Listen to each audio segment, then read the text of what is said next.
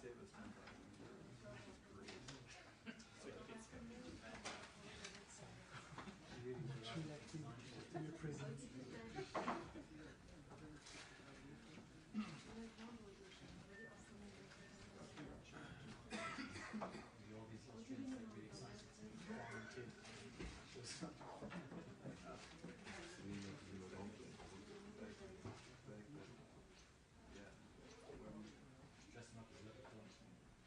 I'm really happy to have you move back into the house too.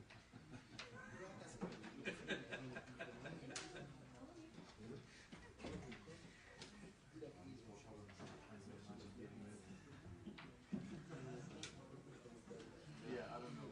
That was the plan, but I'm not sure if it's going to be done. If it's actually going to work, it can't. He might have to.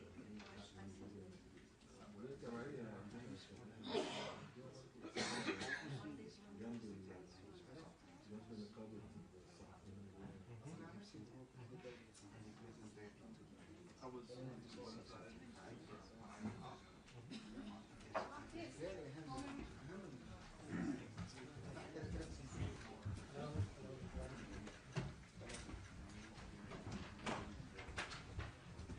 So good afternoon, everybody, and welcome to this press conference with DG Grossi. The board meeting is still going on, yes. But we will hold this press conference, and DG will give an opening statement before we take questions. Good afternoon. Thanks for coming. You know, normally I like to go direct into questions, but I felt that it might help if I provided a little bit of background on what has been happening, on what I did these past few days in the Gulf, and in particular the situation at Baraka. This episode is a very serious one, and it must be taken. I mean, any attack to a nuclear reactor, of course, a nuclear power plant is very serious. In this case, it was, and it was, as I mentioned now to the board, a direct hit of a quite big drone with a very strong payload that crashed into the wall of an electrical installation very near to one of the reactors, Unit 3, which I could see. It drew a very big hole. There was an explosion. And of course, immediately and in practical terms, it caused the stoppage of one of the units because it no longer had external power supply. So the need to perform a complete assessment was then, of course, obvious. And what I would like to show you, if I may, this is Baraka. You remember, I like the traffic lights system that I shared with you at the time of Zaporizhia and other places. And I want for you to have an idea of what the situation is. These are the famous seven pillars. So the physical integrity, of course, on the day of the attack was affected. Now there are repairs ongoing. Safety and security systems, of course, were interrupted. Now it's not green because the repairs are quite important, and not every system is up and running. In terms of the operational conditions of the staff, I could talk to them. I informed the board that I spoke with the shift that was there at the time of the attack.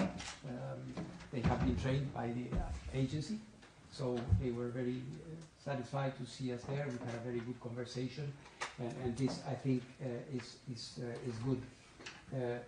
External power supply is not completely repaired. There's no problem with the supply chain or the other aspects. So I wanted you to have an idea of what is the situation there. In our assessment, very serious event, very good, very professional reaction by the operator, which is really a young operator. So they were, I think it's fair to say that it was a test by fire. And they reacted quite well. You may have seen that I was in other countries as well, because the concern all over the Gulf is very clear. So I was in Kuwait. Kuwait, we arrived just after an attack, and after we left, you saw what happened at the airport of Kuwait. There's no nuclear implication there, but I just mentioned it in the context of what is a region under great commotion, I would say.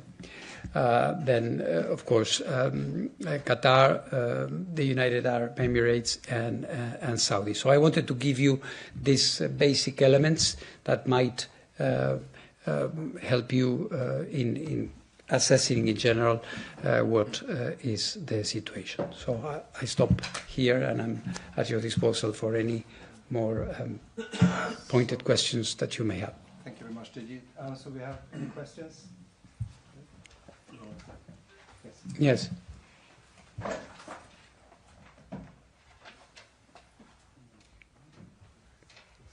Yeah.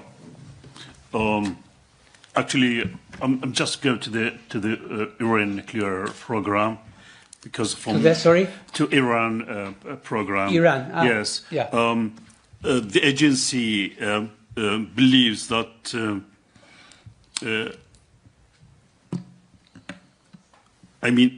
believes that Iran did not engage with it during the period.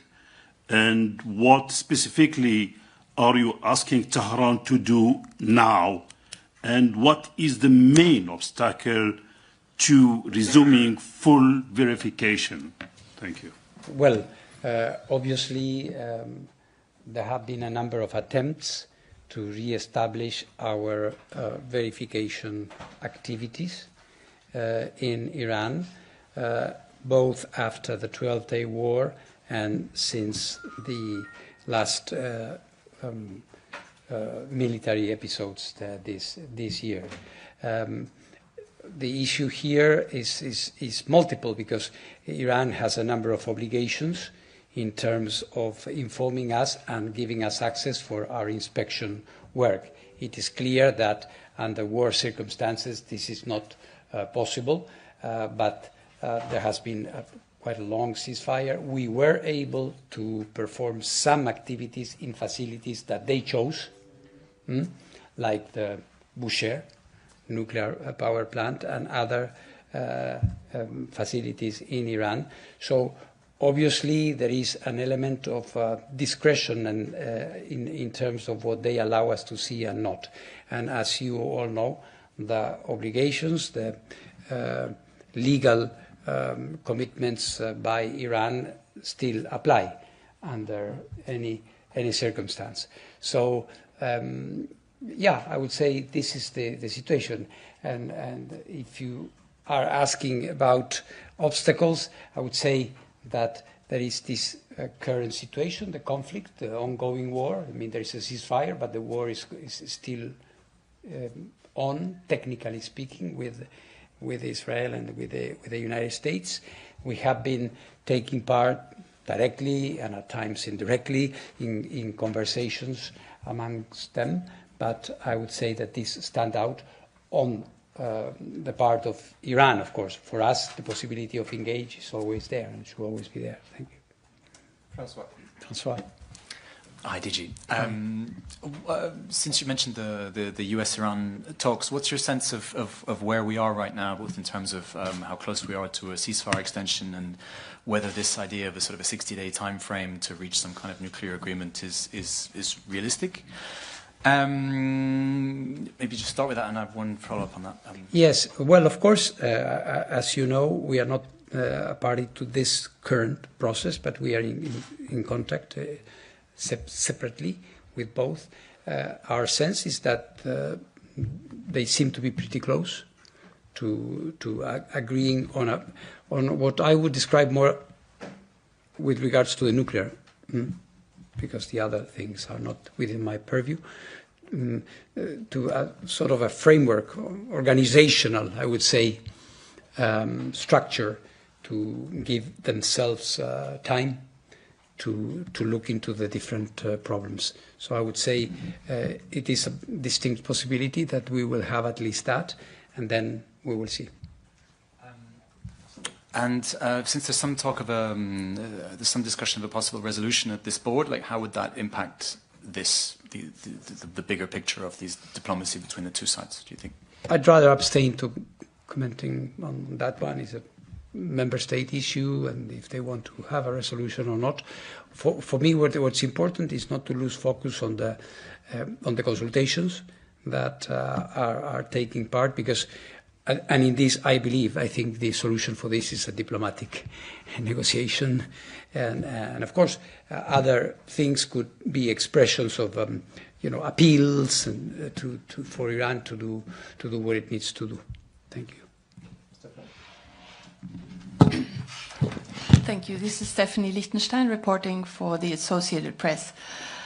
I would be interested to hear your assessment about the highly enriched uranium that is believed to be located inside Iran at various sites on the ground. Whatever happens and whatever kind of a deal is going to be struck, maybe at some point in the future, from your assessment, what is technically and realistically the most realistic option? Is it to destroy the material, dilute the material, or on the ground inside Iran, or move it outside of the country? Well, first of all, thank you, Stephanie. First of all, it is clear that this issue remains central to any solution, to any agreement, to any understanding. It's not going anywhere. We have to address this issue. And what you mentioned are all alternatives.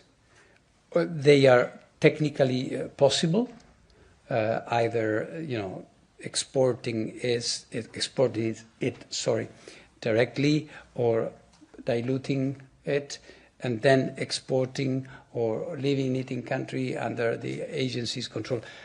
It's a political decision. It's a political decision. Technically, it is possible. There are, of course, certain relative technical difficulties or technical consequences of certain actions. Of course, to take it as is, it might be more complicated. I said this publicly because it's in gas form. It's 60%, so it would rather be more, I would say, more difficult, more sensitive to move it in this way. But it's up to them. For the agency, we are a service. We are there to make sure that everything happens in a safe and secure manner, and that it is observed. And let me say that in terms of all these alternatives, we sometimes forget one issue. We have to go there first and check the amount, because it's been a long time, and without a clear baseline, the non-proliferation value of taking it out might even be relative. If there is a part, 40 kilos or 50 kilos or whatever, which is not there, then we will have a problem, or they will have a problem, because an agreement might be less, I would say, probable. So this is why the return of the agency, in whatever circumstance, is the prerequisite for anything. We have to go back, reestablish what is the situation, and then, of course, what we do, what we did in February and on other occasions, we have given our technical assessment of what is implied in each alternative. The agency has verified before downblending campaigns in Iran, as you all know. The agency has already verified export of nuclear material as a result of a political agreement before. So we can do all these things. We have all these capabilities. We know where this can be done. So the menu is quite big. It's up to them to decide what is the best combination, which is acceptable for both. Thank you. Jonathan? Jonathan. Hi, DG. Jonathan Tyrone, Bloomberg. You convened a trilateral meeting with the representatives from China, Russia, and Iran today. What can you tell us about that meeting? I mean, are there kinds of technically credible verification ideas that are being broached that you can share? No, Jonathan, I did not convene it. They asked to see me. Basically, I think it was a meeting for them to reiterate their basic approach to this matter, and in particular, what they consider the necessity for me, I'm trying to interpret what they say, to recognize that it's very difficult for Iran to comply with its obligations in the current circumstances. I reiterated my points, and it was basically this. Okay. And then a brief question on nuclear safety. You were at an SMR groundbreaking ceremony, I believe, on your recent trip. Yeah. Can you speak to the safety concerns of the nuclear industry? Obviously, there's this push to deploy thousands of SMRs around the world, and yet right now in the last couple of years we've seen attacks on reactors in Ukraine, Iran, UAE, and Russia. So, I mean, what's the business concern about the nuclear renaissance? I mean, this is establishing a norm. Yes, it's a very valid point. I don't see an immediate impact on any decisions being taken, but the issue is being raised, and I must say that there is in general an impression that the agency should be playing a very important role to try to prevent this, as if, in a certain sense, the industry recognizes that we live in a world of conflict, and there's going to be a lot of, perhaps not necessarily attacks on nuclear power plants, but war has returned. There are lots of problems. So what I feel is a great emphasis on what we are doing, what we should be doing, how to support the agency. In a certain sense, thinking that the agency is a last resort, is an ultimate defense against this, which may or may not be the case. I should point out, because in some cases, or in most of the cases, military action is military action. But I think the realization that for all of these things to mature and to happen, like you are saying, the role of the global nuclear watchdog, if you want, is going to be very, very important. But let me just push you one last time. Please. So, I mean, in IAEA terms, does that mean that there needs to be a new safety standard? Are you in discussions about updating the safety standards of how reactor SMR developers should be preparing for the possibility of conflict? That there needs to be education and standards about how people deal with this possibility? Well, as you know, the one good thing about the nuclear standards is that they are under constant review. Because you know this House very well, that we have the commissions, the safety standards, committees and subcommittees, and so the regulators are constantly looking into this thing. What we don't see a need for an overhaul of the safety standards system. What we are going to be seeing is an increased emphasis, I would say, on emergency preparedness and response, which are practices, which are standards. I told the board today, I traveled with my director of the IEC, of the emergency center that we have here, because what we see is that we are going to be checking how the system is reacting to situations like this. In a nuclear power plant I was talking to the people, you can imagine, the UAE, they never imagined in the wildest dreams that one day Baraka would be attacked. So, and the system responded quite well, but I am sure that there will be there will be analysis and evaluation. This is what I offered the Emiratis, and I think they are interested. There is going to be, for example, a further look into the layout of external power supply lines. This is a very, very clear point where we are going to be looking. You see, I just showed you the traffic light chart, and it's taking some time. So they are operating and stuff, but sometimes the connections and interconnections were not thought for situations where loops, loss of outside power, could happen more frequently. So to be continued. Stephanie had one more question. Yes, thank you very much. On this Baraka nuclear power plant in the UAE, how long after the strike on May 17th did it actually take before offsite power could be restored?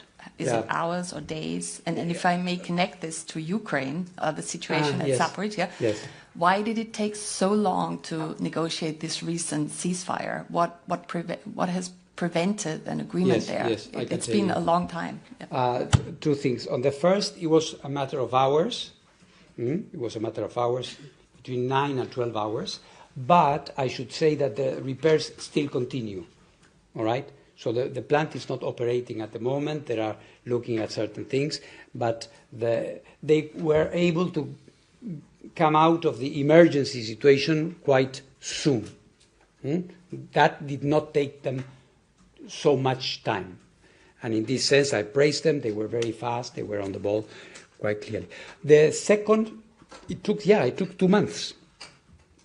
And the thing is that the damage is on the upper part of a number of pylons, the towers, that are very near the control line. So that made it was like, like the special case of something difficult because of the exposure, because of the ability of one or the other to maybe target the technical experts. So there were lots of conversations related to the different parameters, the time that this will take and the exact geographical coordinates. That these ceasefires are very complicated to negotiate because you have the nuclear safety part of it, you have the military part of it, and you have the political. So it's like the three, and until you have them aligned, it took us 2 months. But, in this relatively, gloomy picture that we are seeing, it's a sigh of relief, let's say, that we are going to be able to work and repair. Is the most important line. It's the Dniprovska line, the 750 kilowatt. So I think we have a final question over there. Yes, sir. عيسى طيب from Al Jazeera. IAEA believes Iran had accumulated about 440.9 kilogram of uranium enriched, up 60%. Yes, sir. Before the June 2025. 25 attacks. We talk about the attacks. What does the IAEA know about today, and where that material is, and its condition after the strikes? Okay. Thank you. We assume, I underline, we assume is at the same place where it was when the attacks last year took place. And in general, this is the general conviction. The Iranian authorities have also indicated that. But as I said in my previous answer, we absolutely need to go back and establish that the same amount is there. So this is the condition. Okay. Well, I thank you very much. Thanks for having come. I wish you a good weekend, I hope.